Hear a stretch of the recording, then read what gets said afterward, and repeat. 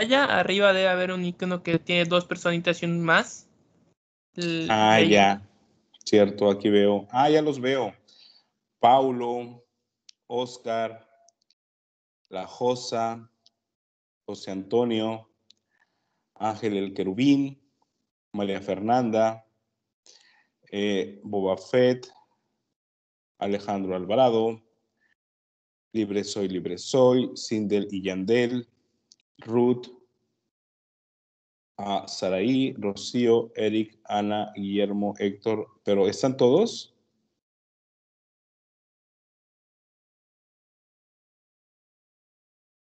Espero que sí estemos todos. Javier Duarte no ha entrado. No es cierto. Sí. Bueno, entonces, ¿hoy quién me va a sorprender?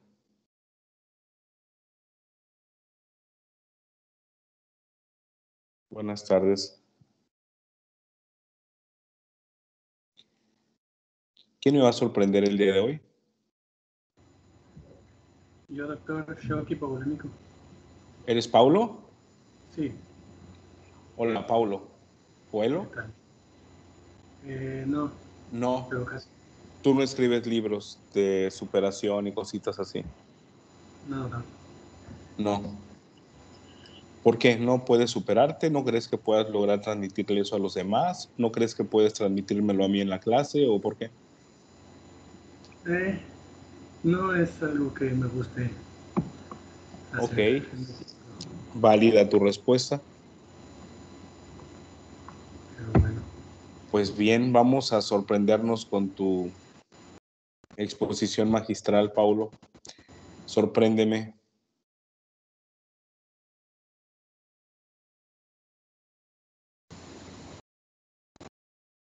¿Ay?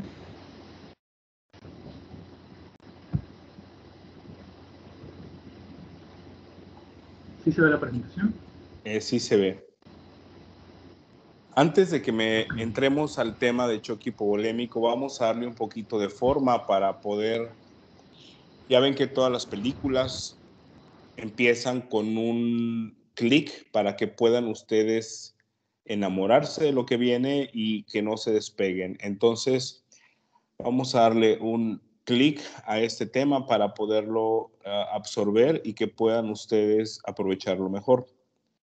A ver, Paulo, dime 5 entidades que puedan manifestarse con choque hipovolémico o que semejen choque hipovolémico. ¿Como 5 causas? Ajá, tú eres experto, así que pues dime 5 causas que ya tomando en cuenta, ya no voy a repetir los parámetros de choque, porque eso ya los vimos, los parámetros hemodinámicos. Ahora quiero solo las entidades, las enfermedades o las causantes que pueden ocasionar un estado de choque hipovolémico. Bueno, ahorita al principio de la presentación las voy a mencionar, pero pues la más frecuente es la hemorragia. Okay. Y cuando el choque hipovolémico es de origen no hemorrágico, estamos hablando de pérdida de líquidos, puede ser de manera intestinal o fuga al tercer espacio. Di los nombres de las enfermedades, di las causas. Dime 5, ya dijiste por sangrado, hemorrágico, ok. Fuga al tercer espacio. Nombre. Dale nombre a la fuga del tercer espacio.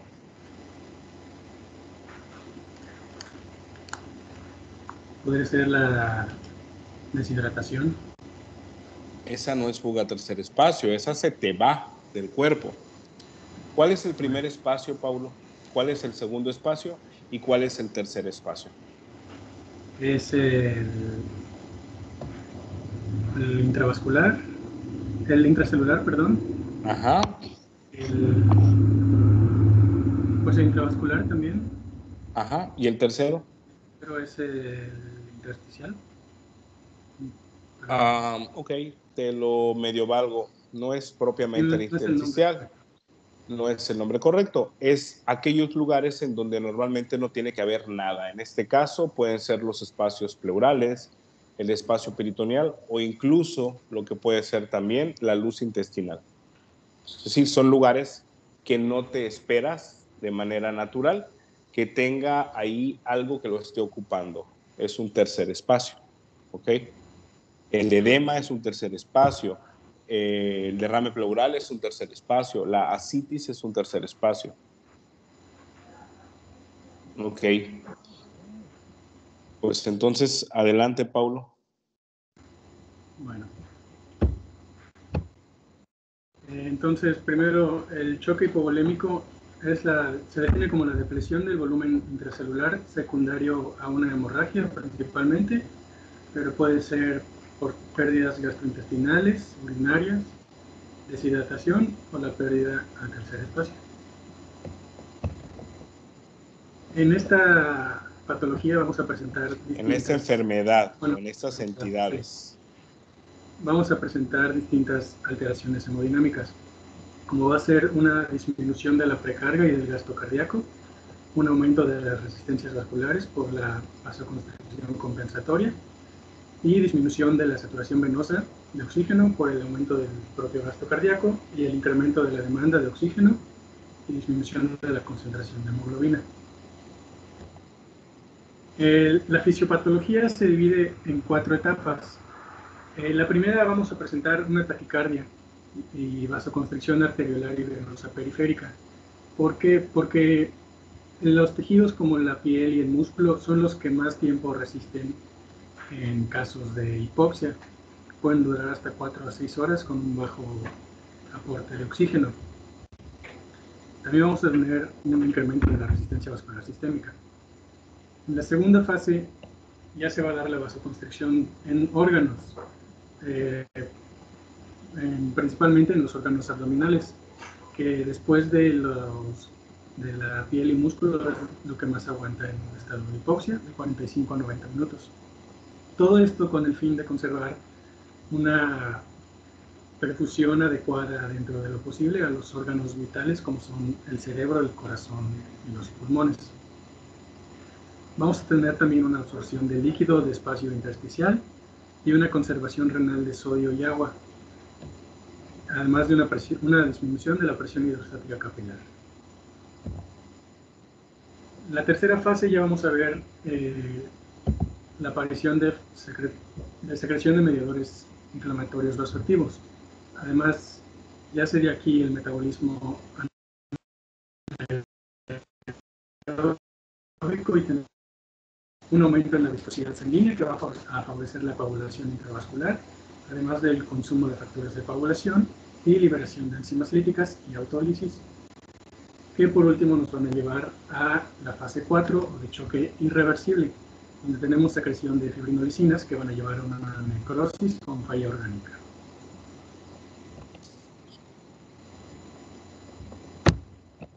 Esta es una tabla de la TLS donde nos divide la severidad de la hemorragia según las pérdidas sanguíneas. El grado 1 va desde una pérdida menor del 15% del volumen sanguíneo hasta llegar a un grado 4, un grado severo, que la pérdida sería mayor del 40%.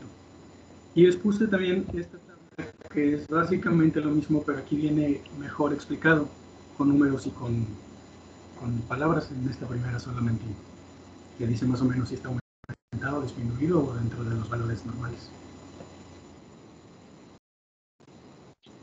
Bueno, para Paulo, la hemorragia grado 1, ¿sí? Paulo, regrésate al cuadrito previo. Vamos a darle un sentido práctico a este cuadrito que pasaste. Déjalo ahí, no importa, es el mismo. Tomando en cuenta este cuadrito, y vamos a aterrizar esto que dice ahí, dime de lo que hemos platicado en la clase anterior, dime cuáles serían para ti los parámetros más importantes que debemos de tomar en cuenta cuando identificamos a un paciente y queremos clasificarlo en su estadio de choque por hemorragia. Bueno, por hipovolemia en general. ¿Cuáles serían los parámetros más importantes para ti clínicamente?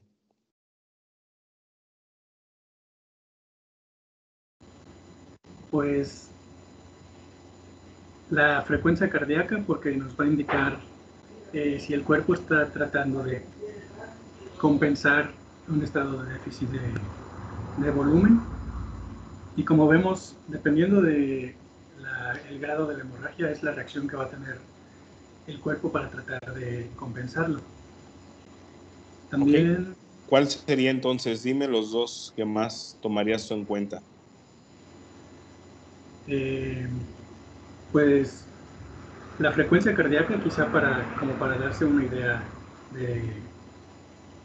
de la pérdida de volumen sanguíneo, y quizá el estado mental, porque nos habla ya de cómo se encuentra la perfusión del cerebro y cómo se está manifestando en el paciente. ¿Y qué pasaría si tomas en cuenta el parámetro del estado de alerta? ¿Cómo identificarías tú a un paciente que tiene un accidente, está con un politraumatismo y entre ellos un trauma craneoencefálico severo, que tiene una escala de coma de Glasgow menor de 8? Entonces, si te llega con una escala de coma de Glasgow menor de 8, tú lo vas a asumir que tiene un estadio de 4 de hemorragia. Un buen punto. Más adelante también voy a mencionar un poco de qué sucede con los pacientes politraumatizados. Pero si tenemos, bueno, yo en ese caso no pensaría que estamos hablando de una hemorragia leve o moderada. Yo le daría un enfoque más al trauma craneoencefálico. Ahora vuelvo a la pregunta. ¿Cuáles son tus parámetros más objetivos que puedes tomar en cuenta para poder identificar de inicio a un paciente con shock hipovolémico? Se vale equivocarte, no hay problema, dilo. Aquí vamos a aprender. Se vale que te equivoques. Al fin de cuentas, el chiste es de que ustedes todos tengamos pues esa noción de saber qué vamos a estar tratando. Te lo digo entonces. Pues sí. Lo otro que se me ocurriría es el gasto urinario, pero creo que tardaría cierto tiempo en medirse y no Tendrías que esperar una hora para estar entre que le pones la Foley y ves el resultado, porque a lo mejor le pones la Foley y lo que estás viendo es una orina residual previo a lo que hubiera ocurrido al evento de la hipovolemia. Entonces, no es algo objetivo, al menos en el momento. Tienes que esperar mínimo una hora para poder identificarlo. Hay dos parámetros, ¿ok? Y es bien importante que lo tomen en cuenta, porque no vas a saber la cantidad que perdió de sangre. Eso es imposible poder determinarlo, ¿ok? Lo podemos calcular, pero no va a ser real. Lo que tenemos a la mano son dos cosas y son los que nos vamos a basar para poder abordar al paciente. Una es la frecuencia cardíaca y otra es la tensión arterial, ¿ok? Sin embargo, ¿recuerdas el punto que dije en la clase pasada con respecto a la frecuencia cardíaca? ¿Te acuerdas que mencioné que hay pacientes que están en estado de choque y que su primer mecanismo compensatorio, que es la frecuencia cardíaca, no van a tener taquicardia? ¿Recuerdas esos ejemplos que dijimos? Sí, los pacientes especiales. ¿Cuáles? Atletas de alto rendimiento. Atletas. Adultos mayores. Ok, no te lo valgo del todo porque pueden ser adultos mayores que no tengan algún problema de cardiopatía isquémica y pueden llegar muy bien de su corazoncito. Pero hay otras entidades más objetivas. ¿Cuáles más? La que más me acuerdo es la de los atletas. Nada más. Están los que tienen daño miocárdico severo, es decir, que en algún momento tuvieron alguna infarto agudo al miocardio posiblemente, o que tengan alguna miocardiopatía, que no tengan un mecanismo compensatorio, que tengan un bloqueo auriculoventricular, que no tengan la capacidad de respuesta, que a lo mejor tengan el uso de marcapaso. El marcapaso te puede evitar que disminuya la frecuencia cardíaca, pero no te puede evitar que la aumente, ¿ok? Entonces ellos también pueden generarlo, o pacientes que toman beta bloqueadores. Ellos no van a tener el mecanismo compensatorio Por lo tanto, mucho ojo en estos pacientes, ¿ok? Prefiero que se aprendan esas cosas extrañas porque eso les va a salvar la vida a los pacientes, ¿ok?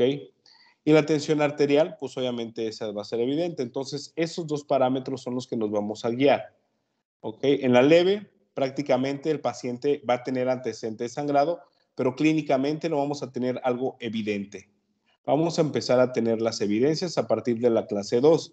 El primer mecanismo que vamos a tener va a ser la taquicardia.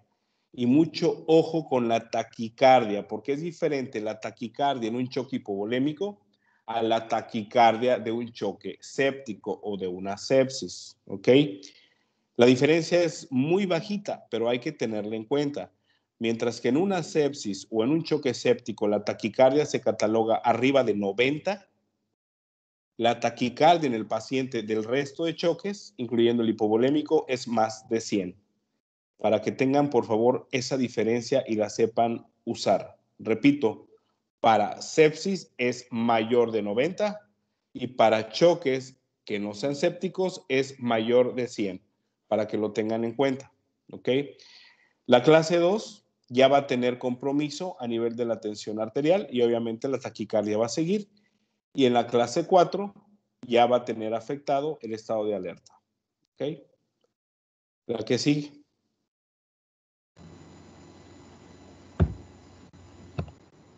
Bueno, hemorragia grado 1 es la pérdida de menos del 15% del volumen sanguíneo.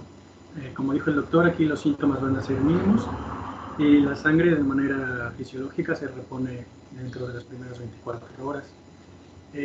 Aquí se mencionaba que este tipo de pacientes principalmente son los que van a donar sangre, que se les retira medio litro de sangre. En la hemorragia grado 2 tenemos una pérdida del 15 al 30% del volumen sanguíneo. Y igual como dijo el doctor, aquí ya tenemos taquicardia, taquipnea, disminución de la presión de pulso, además de síntomas como ansiedad, temor y agresividad. Hay una afección mínima al gasto urinario, se brindan de 20 a 30 mililitros por hora. Y si es necesario, se puede hacer la estabilización. El grado 3 es una pérdida del 21 al 40% del volumen sanguíneo. Aquí ya tenemos una taquicardia marcada y taquipnea, con afección del estado mental y una presión sistólica disminuida, además de un gasto cardíaco aún más afectado, un gasto urinario, perdón, aún más afectado. Aquí nuestra prioridad va a ser detener el sangrado de manera quirúrgica si es un sangrado interno o con embolización. Y estos pacientes ya requieren una transfusión sanguínea y reanimación para revertir el estado de choque. Por último, la hemorragia grado 4 es la pérdida de más del 40% del volumen sanguíneo. Aquí, entre otros síntomas, ya tenemos la presión sistólica disminuida, una presión de pulso estrecha y una presión diastólica que incluso pudiera no detectarse. Igual el gasto urinario va a ser prácticamente nulo y el estado de conciencia va a estar deprimido. Estos sí o sí requieren una transfusión e intervención quirúrgica inmediata. Aquí esta tabla venía también en el ATLS, que solamente divide a la hemorragia en 3 estadios, menos del 20, del 20 al 40 y mayor al 40. Y aquí tenemos los cuadros clínicos frecuentes. Aquí, esto es para los pacientes politraumatizados. Las lesiones blandas y las fracturas van a comprometer aún más el estado hemodinámico del paciente. ¿Por qué? Porque también, aparte de la hemorragia externa, vamos a tener pérdidas sanguíneas dentro del sitio de lesión o por edema en el tejido lesionado. En esta tabla de la izquierda se ve más o menos el volumen de sangre que se pierde dependiendo del tipo de fractura. En una fractura de antebrazo se pueden perder entre 200 y 400 centímetros cúbicos en 48 horas, pero en una fractura de pelvis, ya sea una hemipelvis o las dos, se pierden varios litros en las primeras 48 horas. El manejo que vamos a tener en urgencias es el mismo, siguiendo los mismos pasos del ABCDE. Para tanto la A como la B tenemos que mantener la vía permeable y mantener una saturación de oxígeno por arriba del 95%. En la C tenemos un control de hemorragias internas o externas, además de obtener un acceso venoso para la reposición de líquido o de sangre. En la D tenemos que realizar un examen neurológico para evaluar la perfusión de este órgano. Y en la E un examen físico completo, además de prevenir la hipotermia. ¿Y cómo vamos a lograr esto? A los pacientes con este tipo de choque se les va a transfundir soluciones y sangre, pero tenemos que calentar estos líquidos a una temperatura corporal normal para evitar la hipotermia. Tenemos también que vigilar los signos vitales, el estado de la diuresis y el estado de conciencia. Para el tratamiento, nuestro objetivo principal va a ser restaurar la perfusión orgánica y la oxigenación de los tejidos. Aquí, de inicio, se debe administrar 1 litro de solución salina isotónica o Ringer lactato, como mencioné, ya a una temperatura más elevada y en bolo para evaluar la respuesta posterior. Y mencionaba la guía que administrando de 2 a 3 litros en 20 a 30 minutos se deberían restablecer los parámetros hemodinámicos normales.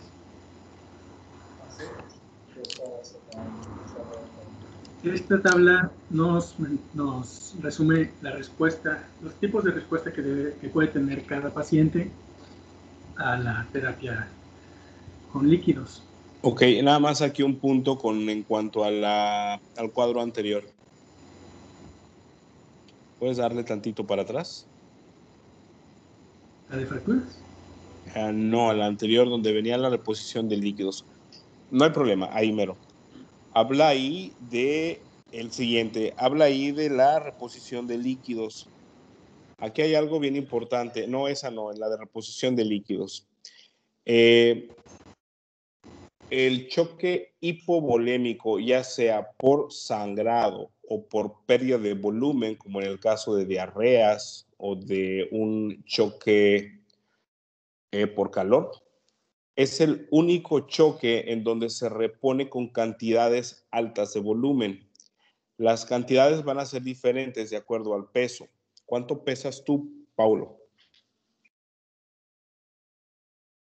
¿Cuál es tu peso? Alrededor de 73 kilos. 73, el promedio anglosajón. Ok. Si tú llegaras a estar en un estado de hipovolemia y llegas en un estado de choque, 2, 3 o 4, las cargas que te voy a pasar de líquidos, ya sea de preferencia, son cristaloides, en este caso Ringer lactato, puede ser, o Harman, te aplicaría de 10 a 20 mililitros por kilo de peso. Vamos a poner un promedio, 15 mililitros. ¿Cuánto te tocaría de carga en la primera hora si te aplico a 15 mililitros por kilo dosis de carga? Si pesas 73 kilos, 73 por 15 mililitros, ¿a cuánto te toca? 1095 mililitros. Ok, casi 1095. Ok, un Sí. litro. Te tocaría 1 litro de carga en agudo. Ok, a ti casi te toca el promedio general. Pero a alguien que pese 50 kilos o que pese 90 kilos, pues obviamente la diferencia va a ser muy notoria. Por eso te dije que tú eras el estándar anglosajón de 1 litro, como lo mencionan los libros. Pero eso no aplica para todos los pacientes. Por eso tienen que individualizar el peso de cada paciente para que ustedes puedan hacer la reposición de líquidos. Y aclaré que es el único choque que se administran cantidades grandes de volumen. El resto de los choques, tanto séptico como anafiláctico, a excepción del neurogénico, los demás choques se restringen actualmente en las guías, al menos de 2019. Se cambiaron las guías, incluso en la revista o en la revisión de Sobreviviendo a la Sepsis. Antes había el autor que se apellida Rivers, el autor de Sobreviviendo a la Sepsis, mencionaba que se tenía que pasar cargas muy altas de volumen. Sin embargo, a partir de 2019, esto cambió de manera rotunda. Una vez que se documenta que es un choque no hemorrágico, o no hipovolémico, o no neurogénico, la cantidad máxima a administrar es de 250 mililitros de cristaloide. Es una cantidad extremadamente pequeña. Si con esta cantidad no hay respuesta favorable en las resistencias vasculares, se tiene inmediatamente que iniciar aminas vasoactivas, en este caso noradrenalina. ¿Ok? Eso es bien importante para que ustedes lo tomen en cuenta. 250 mililitros para los otros choques y de 10 a 20 mililitros por kilo dosis en pacientes con choque hemorrágico o hipovolémico. ¿Ok? ¿Quedó claro? Sí, doctor. Ok, perfecto. Muy bien, entonces que no se les olvide ese detalle bien importante. Adelante. Hay una pregunta en el chat. Dime, claro. ¿Los 250 mililitros son en bolo en Sí. la primera hora? ¿O en Es en bolo, o sea, es bolo? agoteo libre. Acuérdate que todos los estados de choque se tienen que manejar con catéteres gruesos. El calibre de preferencia 14 o 16 de French. Correcto. En los choques. Así que no recuerdo cuál es la ley de física, esa no me acuerdo cómo se llama, pero algo va así, que entre más corto y amplio sea el catéter, más rápido o con más rapidez pasa el fluido. Y entre más largo y más angosto, menos rapidez pasa. No sé cómo se llama esa ley de física, pero eso aplica para la reposición de volumen en los pacientes con choque. Tenemos que utilizar catéteres gruesos, de preferencia 14 o 16 French. Ok, gracias, doctor. Entonces son agoteo. Es así como va, todo de jalón. Si a los 250 no hay respuesta en la tensión arterial, en ese momento se pasa a aminas. Lo mismo aplica con el choque hipovolémico. Si con la carga que se le está administrando, en este caso que le tocó a Paulo de 1095 mililitros, no responde, después de esto ya sigue reposición con coloides. ¿Quién eres el que me está hablando? Eric. Eric. Eres tú, ¿verdad? Sí. A ver, Eric, aprovechando que hablaste, mencióname cuál es el mejor coloide que existe en la Tierra. El mejor coloide que existe. Ajá. Que se puede usar Si en yo medicina. te hago, sí, obviamente, si yo te hago esa pregunta y es tu pregunta del examen final y es la única que tienes para pasar, y yo te pregunto, Eric, dime cuál es el mejor coloide que existe para reposición en humanos. Yo rápidamente le diría albúmina. Quizá. Albúmina, te repruebo. Dios Ya mío. reprobaste, Eric. ¿Cuál es el mejor? Te doy otra opción. Qué rápido volteas la pregunta, eres experto, ¿eh? Eres expertísimo, Eric. A ver, te doy otra opción. Dime otra respuesta. Estoy entre alguna gelatina o el almidón. Ya te estás alejando. La sangre, papá. ¿La sangre? Obviamente es el mejor coloide que existe. Ok. Tiene Así razón. es, la sangre. No hay mejor coloide que la sangre. Si tú tienes un choque hipovolémico, lo que vas a hacer para mejorar todo, en este caso, si es hemorrágico, pues es la sangre. Es el mejor coloide que existe. Voy a hacer una recapitulación importante ahorita en cuanto a los coloides y los cristaloides para que lo tengan en cuenta. No todo lo malo es malo. Hay cosas que dentro de lo malo se obtienen cosas muy buenas. Y entre ellos las guerras, que son devastadoras, sin embargo, han tenido un impacto a nivel médico bastante importante.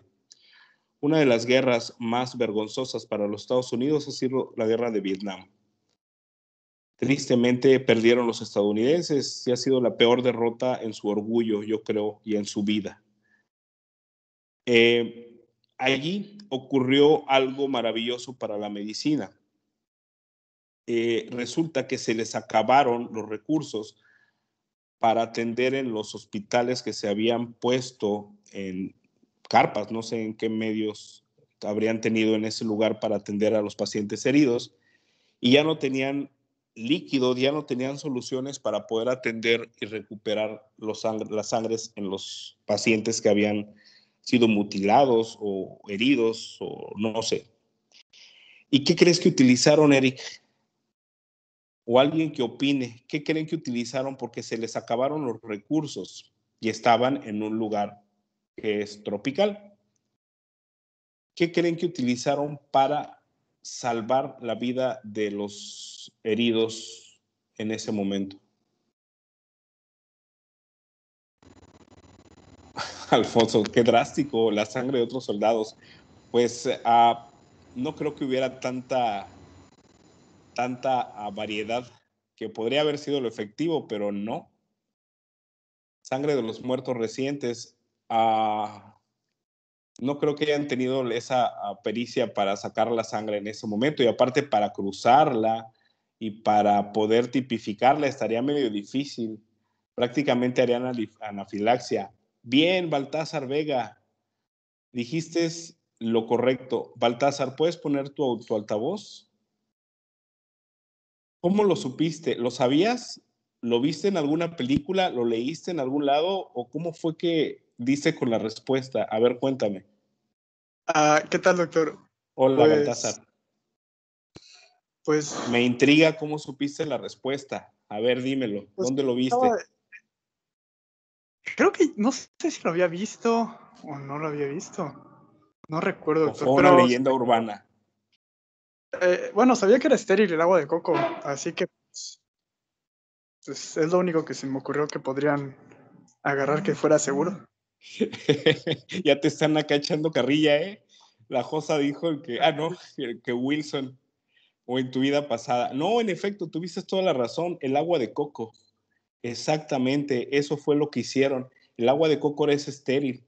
Y bueno, ¿y por qué lo menciono? Porque, bueno, salvó vidas y se arriesgaron a probar el agua de coco, ¿ok? El detalle allí fue que a partir de eso nacieron los coloides vegetales, ¿ok?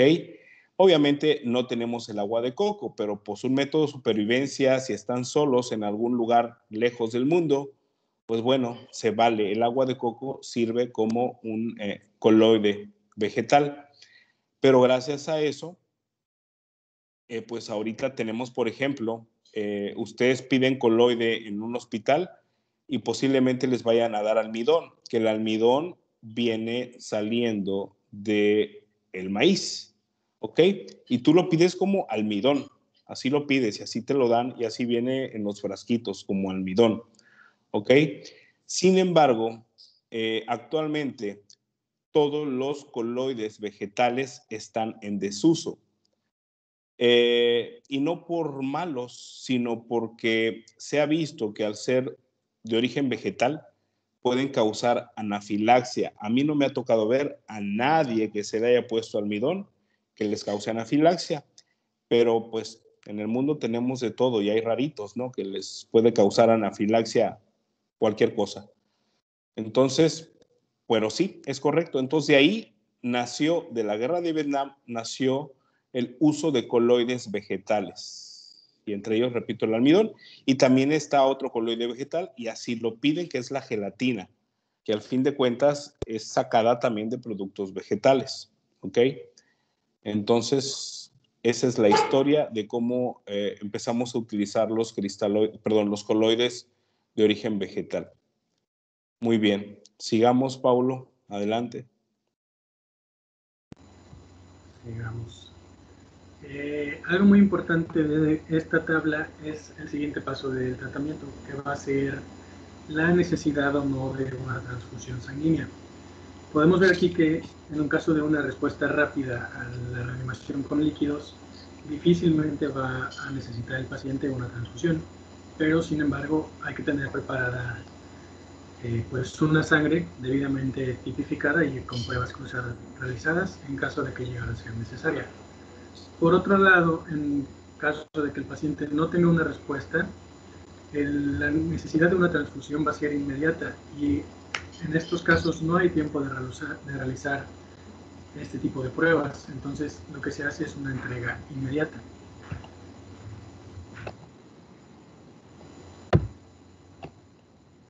¿Qué es esto de la entrega inmediata? Es que se les pone un tipo de sangre universal, que es la tipo O, y plasma del tipo AB. ¿O qué? Si le pones una O a cualquiera, lo va a matar, papá. ¿O qué? O negativo. O negativo. Así es, porque si le pones uno positivo y el paciente es negativo, ya valió. Entonces, si le quieres poner como algo urgente a alguien, tiene que ser un O negativo, pero ¿sabes cuál es el problema? Y con el otro tipo de sangre que les puede pasar como urgente, que casi no existe. Busca a tu alrededor, busca 10 personas que tengan O negativo o que tenga AB, pues no vas a ver. O sea, es muy rara la gente que tiene, incluso los O negativos. Por ahí anda una secta media curiosa que dice que los O negativos son descendientes extraterrestres. Es en serio, no es broma. Pero por ahí eso es lo que dicen, porque realmente no existe algo en la Tierra que justifique la negatividad del RH. Entonces, eso dicen las malas lenguas, que el O negativos es descendencia extraterrestre. ¿Qué sangre eres, Paulo? O positivo. O positivo. Ah, eres bien terrenal. No, definitivamente, pues no. Adelante, síguele. Bueno, y mencionaba la guía también que otra manera de saber si el paciente está respondiendo a la terapia con líquidos es a través del gasto urinario, porque una perfusión adecuada, una perfusión normal, nos indica que el riñón está recibiendo un suficiente aporte de oxígeno y sanguíneo. Bien, y eso aplica, lo vimos también en quemaduras, la perfusión mínima es de 0.5 mililitros por kilo por hora. Ojo, si el paciente va a ser una falla renal aguda, recuerden que todos los estados de choque, uno de los órganos más afectados es el riñón. Entonces, mucho ojo con esto.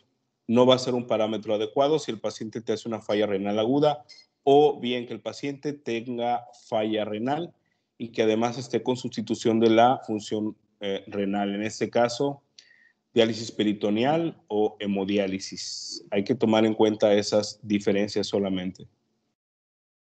Adelante. Parte del tratamiento, ya más en general, mencionaba la guía que se deben reponer aproximadamente 300 mililitros de solución por cada 100 mililitros de sangre perdidos. Para esto ya deberíamos haber evaluado más específicamente, averiguado más bien, cuánta sangre ha perdido el paciente. Además de que se debe dar un control simultáneo de hemorragias. Solamente para que tengan una relación. Por cada por cada 3 mililitros de cristaloide, se pasa 1 mililitro de coloide. Para que lo tomen en cuenta. Es la relación 3:1. Entonces vas a hacer tu reposición en agudo con cristaloide. Aquí es bien importante. ¿Por qué tienen que diferenciar un cristaloide de un coloide? El cristaloide tiene la capacidad de incrementar presión hidrostática, pero no presión oncótica. A diferencia del coloide, que incrementa presión oncótica, pero no cristaloide. ¿Ok? ¿En qué va a radicar esta diferencia? El uso del cristaloide te va a repercutir en que la cantidad en tiempo que va a permanecer a nivel intravascular va a oscilar en un máximo de 6 horas. De 4 a 6 horas es lo que te va a permanecer a nivel intravascular. Y de ese tiempo solamente el 20 al 40% va a permanecer dentro. Es decir, el resto se te va a fugar o a tercer espacio o te va a fugar a orina. ¿Ok? Se va a perder. Entonces, la presión hidrostática va a ser de ayuda en agudo, pero no en un estado de tiempo. Por eso tienes que compensarlo con un coloide. El coloide te va a incrementar presión oncótica. ¿Qué va a pasar? Va a hacer que un 80% de la cantidad que tú otorgues se va a permanecer a nivel intravascular y va a perdurar ahí en un lapso de 8 a 10 horas. Por eso es importante que hagan las dos combinaciones, uso de soluciones cristaloides en agudo y posteriormente en relación 3:1 incrementar con coloides. Y esto con la finalidad de ayudar en agudo, pero también lograr permanecer en tiempo, más tiempo a nivel intravascular. Es por eso que pasamos rápido una solución Hartmann o incluso hasta una salina la puedes poner, o un Ringel lactato, y posteriormente, después de 3 litros, pasar uno de un coloide, el que tú prefieras. ¿Ok? Puede ser hemacel, puede ser almidón, puede ser gelatina, y lo mejor o lo ideal, si es hemorrágico, sería sangre o plasma. Adelante.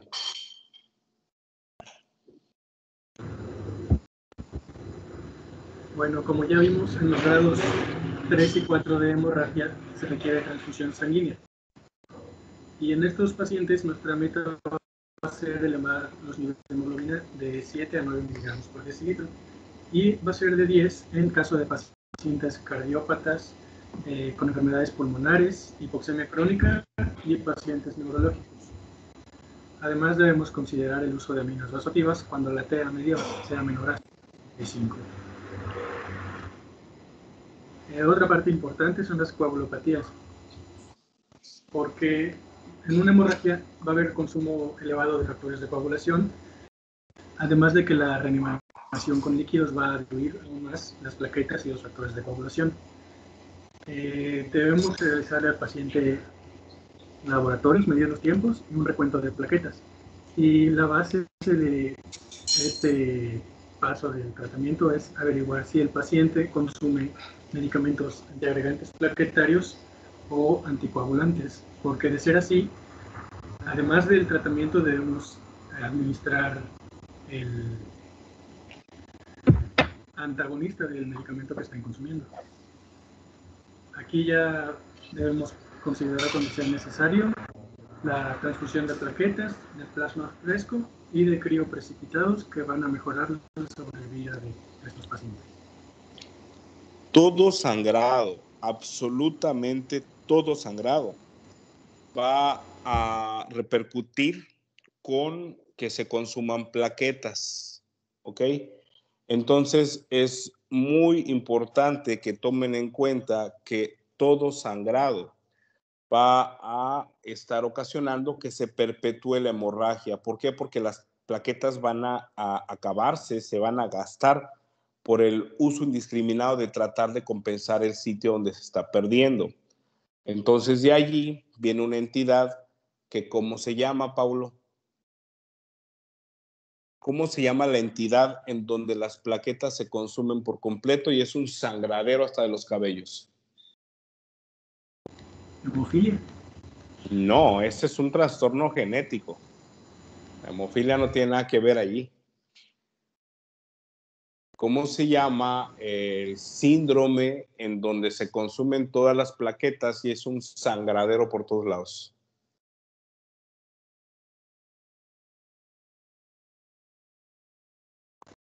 Ya lo mencionó acá Luis Fernando, ya lo puso Jorge Alejandro. Mira, hasta Lionel lo contestó, ¿eh? Hasta Lionel lo contestó. No puedo verificar. ¿Puedes revisarlo? Claro que sí. No puedo revisarlo. Doctor. No puedes, Cuando ok. estoy brindando no me aparece. Lionel, ¿puedes decirlo en voz alta cómo se llama? Lionel, quiero escuchar tu voz. Sí, coagulación diseminada. ¿Intra qué? Intravascular diseminada. Perfecto, muy bien. Por poquito se te andaba yendo, ¿eh? Así es. Adelante. Adelante, Paulo.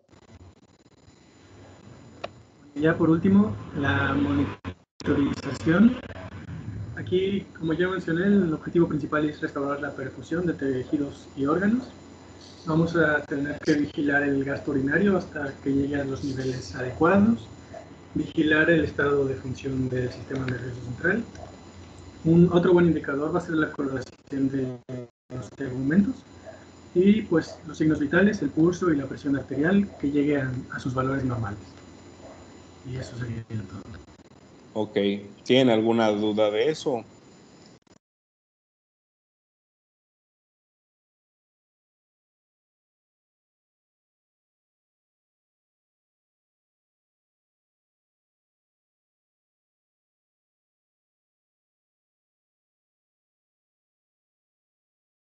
Hey, ¿todo bien? Sí, Doc, todo bien. Perfecto. ¿Qué vamos a ver después? Choque obstructivo. Choque obstructivo. Perfecto.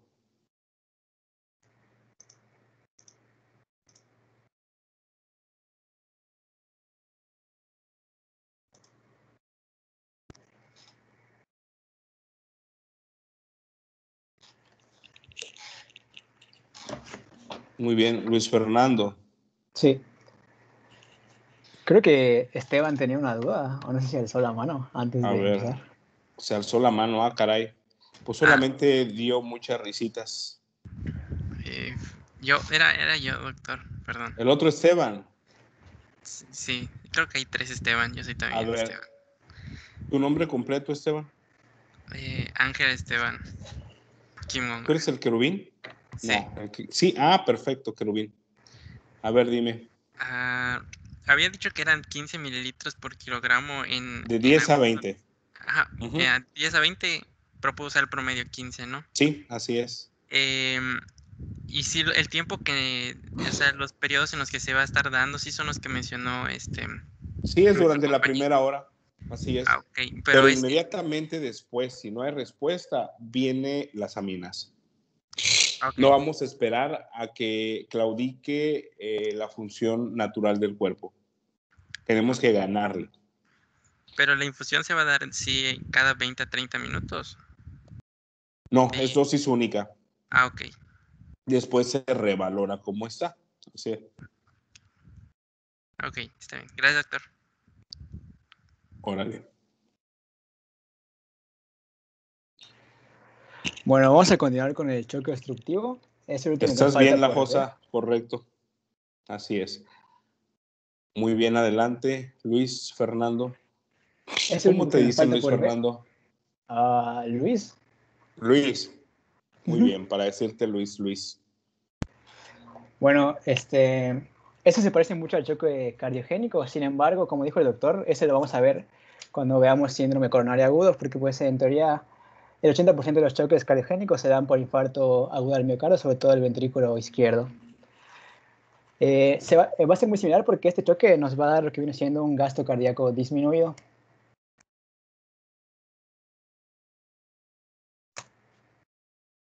No cambia la diapo. Ahí está.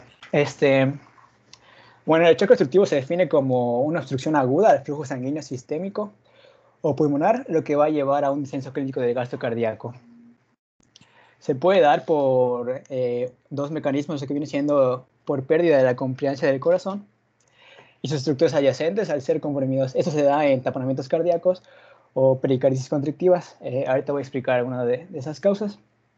Y otra puede ser por el aumento de la presión intratorácica, ya sea por algún neumotorax de tensión o un tromboembolia pulmonar, que va a dificultar el flujo de salida de sangre por el ventrículo derecho, llevando a un descenso también del gasto cardíaco. Básicamente es disminución del gasto cardíaco.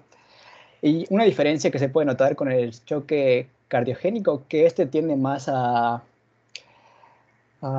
congestión sistémica que a congestión pulmonar, ya que el choque cardiogénico, por deberse a una deficiencia del ventrículo izquierdo, pues nos va a dar una congestión pulmonar. Y pues bueno, la bibliografía te manejaba que el choque obstructivo solo es el 2% de todos los choques que se ven en el hospital.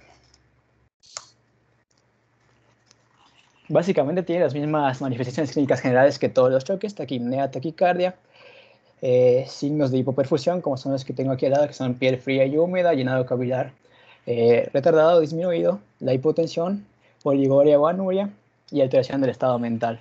En sangre pues se va a ver una elevación del ácido láctico por la misma hipoperfusión y pulsos periféricos débiles. Bueno, y aparte va a tener cada uno de sus síntomas específicos de acuerdo a la patología que lo cause o enfermedad que lo cause.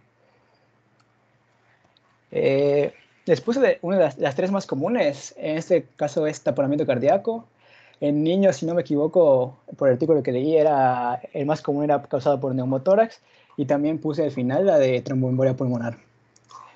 Vamos a empezar con taponamiento cardíaco, que básicamente es la acumulación de líquido en el saco pericárdico. Recordemos que tenemos dos capas de pericardio, la capa visceral, o también llamada epicardio, y la capa parietal. Entre ellas va a estar el espacio que se llama espacio pericardio, que va a estar lleno de líquido, que normalmente su capacidad va desde 5 hasta 30 mililitros de líquido pericárdico. Entonces este problema de taponamiento cardíaco se va a dar por una acumulación de líquido, ya sea por hemorragia, incluso te menciona si hay infección por pus, y el líquido se va a acumular. Y bueno, de acuerdo a la velocidad en que este líquido se acumule, va a ser lo que nos va a dar, por decir, si el líquido se acumula muy lentamente, el pericardio va a tener tiempo de adaptarse a este nuevo volumen. Incluso te dice la bibliografía que puede alcanzar a contener hasta de 1 a 1.5, incluso en otros se dice que 2 litros de líquido pericárdico. Y si la acumulación es muy rápida, como por decir en un trauma que nos causa hemorragia, con solo 150 mililitros nos va a causar ya la patología del taponamiento cardíaco. Enfermedad. Enfermedad.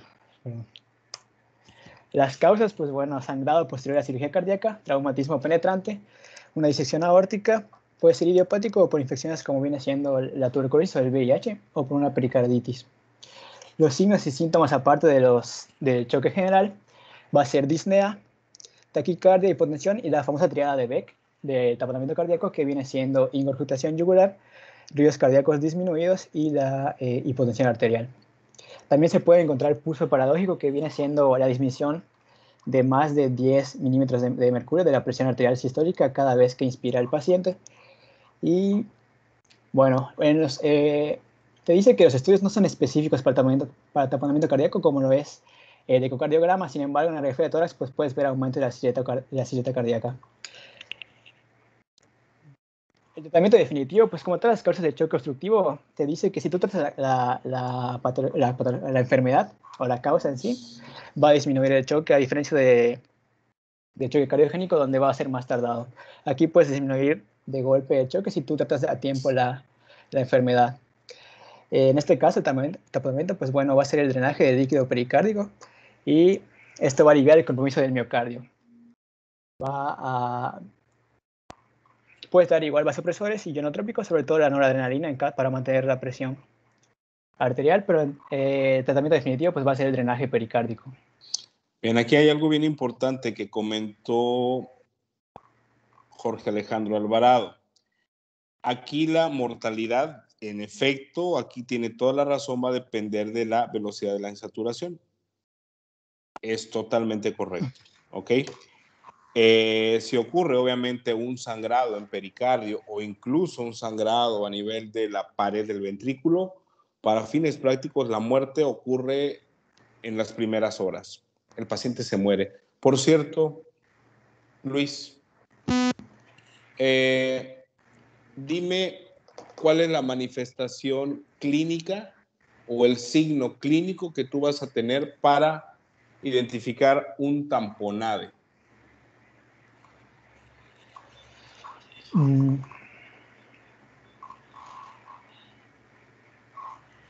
Específico podría ser, bueno, no, ingurgitación yugular también se da en otros lugares.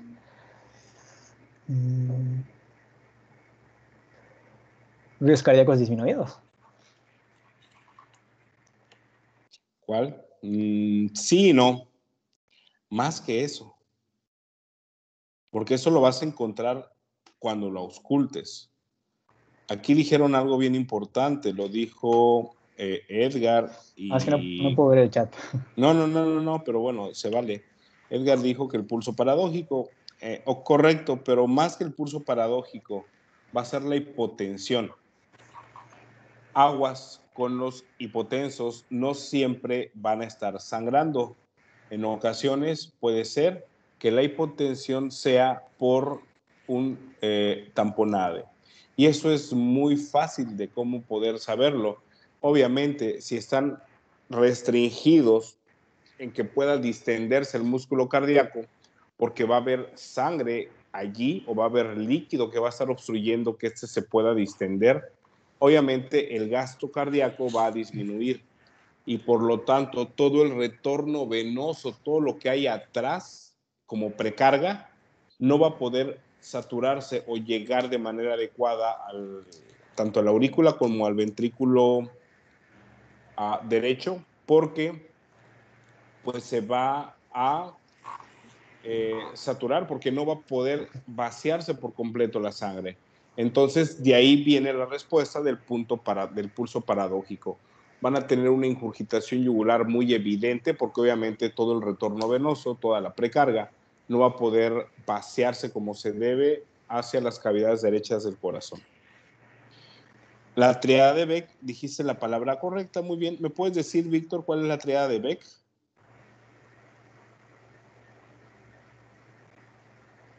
Víctor. ¿Cuál es la triada de Beck, Víctor?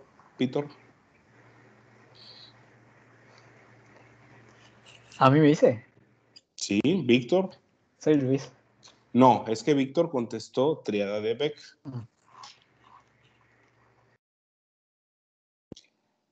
Quiero escucharte, Víctor. Y no lo dijo. Ruidos disminuidos, hipotensión, distensión yugular. Perfecto. Muy bien, Eric. Perfecto. Adelante. Bueno, otra de las patologías o enfermedades, mejor dicho, que nos puede causar un shock obstructivo viene siendo el neumotórax a tensión, que pues como lo leí era más común en niños. En los pacientes adultos se suele dar también por ventilación mecánica invasiva. Y bueno, básicamente es la presencia de aire en el espacio pleural con la consecuencia pérdida de la presión negativa intrapleural asociada a colapso pulmonar parcial o total. Básicamente la capa pleural, que bien también tiene parietal y visceral, tiene un espacio virtual que está lleno también de líquido pleural. Sin embargo, por alguna lesión va a permitir la entrada de aire hacia ese espacio, lo que va a pues, a crear una presión positiva y en ciertos casos, sobre todo cuando hay una entrada de aire unidireccional, o sea que solo va a permitir la entrada de aire sin la salida de va a aumentar la presión y va a comprimir las estructuras como el corazón, la tráquea, y las va a comprimir contra el pulmón contralateral. Básicamente el aire se acumula y comprime el pulmón y eventualmente desplaza el mediastino. Esto va a provocar que también se compriman los vasos como las venas cavas y también impida el flujo hacia la aurícula derecha. Entonces va a llegar menos sangre y va a sacar menos sangre, lo que va a hacer que haya un gasto cardíaco disminuido. Y bueno, el neumotórax a tensión es una emergencia hospitalaria y hay que tratarla de inmediato. Y una clasificación de los neumotórax, pues básicamente está el espontáneo primario, que es sin enfermedad, el secundario, que es con enfermedad pulmonar clínicamente aparente, mayormente es EPOC, el traumático, pues debido a lesión penetrante o a trauma torácico cerrado, puede haber una fractura de alguna costilla que perfore la pleura.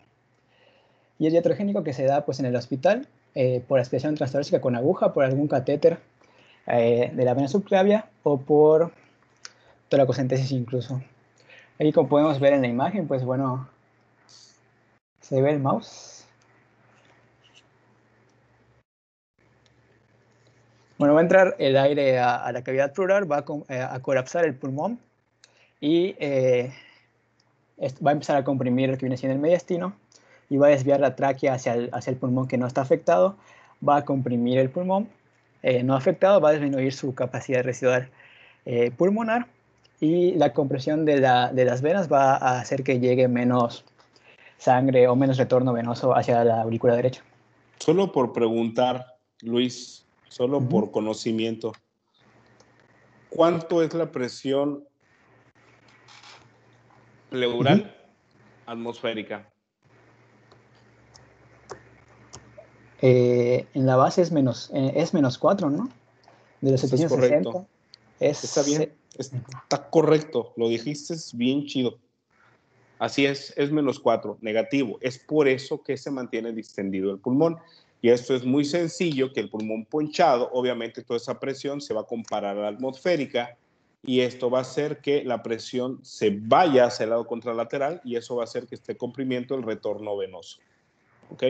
Entonces es muy fácil de distinguir y ahí la clínica va a ser la diferencia, mientras en el tamponade puro va a haber disminuir de ruidos cardíacos, pero los campos pulmonares se van a escuchar bien. Acá, los campos pulmonares, los ruidos respiratorios no van a existir y el ruido cardíaco pudiera o no estar abolido. Eso lo vamos a retomar cuando veamos trauma torácico. Adelante. Ok. Bueno, aquí los signos y síntomas del neumotórax, pues cianosis, dificultad respiratoria, el dolor pleurítico del lado del pulmón afectado, ausencia de ruidos respiratorios unilateral, taquicardia. Y bueno, si progresa a un neumotórax a tensión, va a haber lo que viene siendo ya la hipotensión o el shock, ruidos respiratorios, bueno, apagados o disminuidos, distensión yugular, pulso paradójico, al igual que en el taponamiento cardíaco, y timpanismo a la percusión, y puedes ver igual asimetría de tórax. Es importante recalcar que los ruidos respiratorios disminuidos y el timpanismo a la percusión nos va a diferenciar el neumotórax a tensión del taponamiento cardíaco. Y pues bueno, el tratamiento básicamente es disminuir la presión de la pleura. Esto se va a dar con una descompresión inmediata de la cavidad pleural mediante la colocación de una aguja de catéter de 16 a 18 y se va a posicionar en el segundo espacio intercostal, en la línea medio clavicular, y eso va a ser momentáneo. Una vez que hayas retirado el aire o haya disminuido la presión, el tratamiento definitivo va a consistir en colocar una sonda pleural, que si no me equivoco se colocaba en el quinto espacio intercostal en la línea axilar media. Y ese sería el tratamiento definitivo para todos los neumotórax, sobre todo el neumotórax a tensión.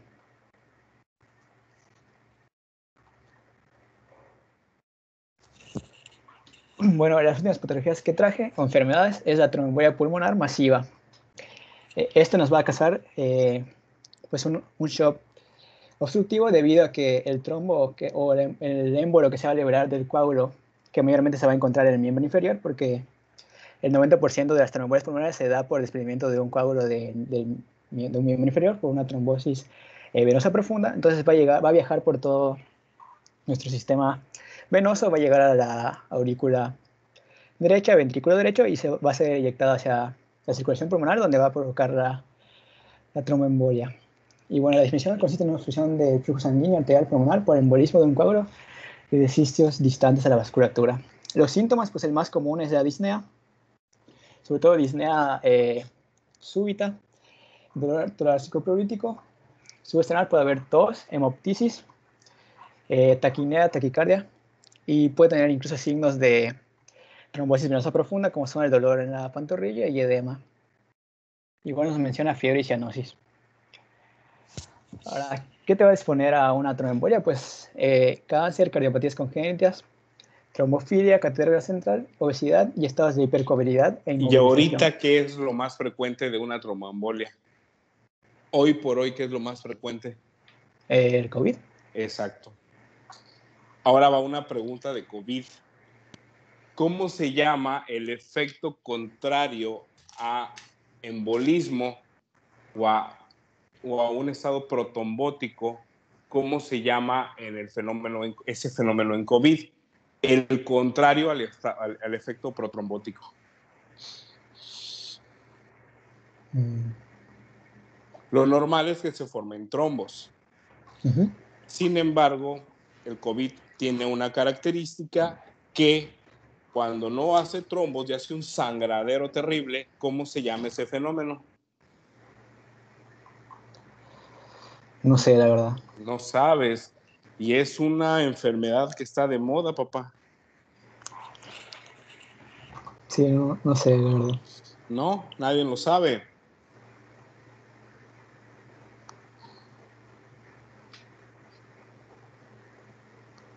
Ahí lo puse. para que alguien lo vea y lo estudie. Es el famoso RITAC, respuesta inmune trombótica autoinmune por COVID.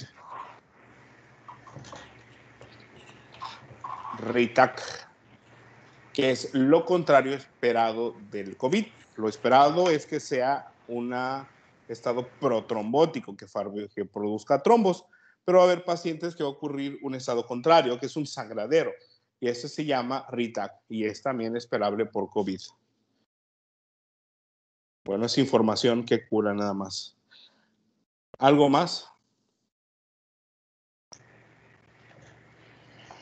Bueno, en cuanto al manejo de tromboembolia pulmonar, pues les traje aquí lo que viene siendo la escala de Wells, que es la más usada para ver la probabilidad del paciente de tener tromboembolia pulmonar. Igual está la escala de Ginebra, pero aquí les traje la de Wells, que supuestamente la biografía era la más usada. Entonces, una vez que sospeches que tu paciente tiene tromboembolia pulmonar, pues le aplicas esta escala que te menciona si tuvo un antecedente de trombosis venosa profunda o de tromboembolia pulmonar, si tuvo una cirugía en las 4 semanas previas al padecimiento actual, si tiene una neoplasia activa en los últimos 6 meses, hemoptisis, si su frecuencia es mayor a 100, y eso te va a dar una puntuación que va a adherir de 0 a 1, de 2 a 6, y la alta que es mayor a 7. Una vez que tengas tu probabilidad de riesgo de tromboembolia pulmonar, ya puedes decidir cómo lo vas a abordar. Si el riesgo es bajo, pues aquí en lo que ve subirán, te mencionaba que pues podías irte a hacer una prueba de dímero D, que aquí les puse arriba, que es un producto de degradación de la fibrina. Y bueno, su El nivel va a dímero estar D, por cierto, sale altísimo en los pacientes con COVID.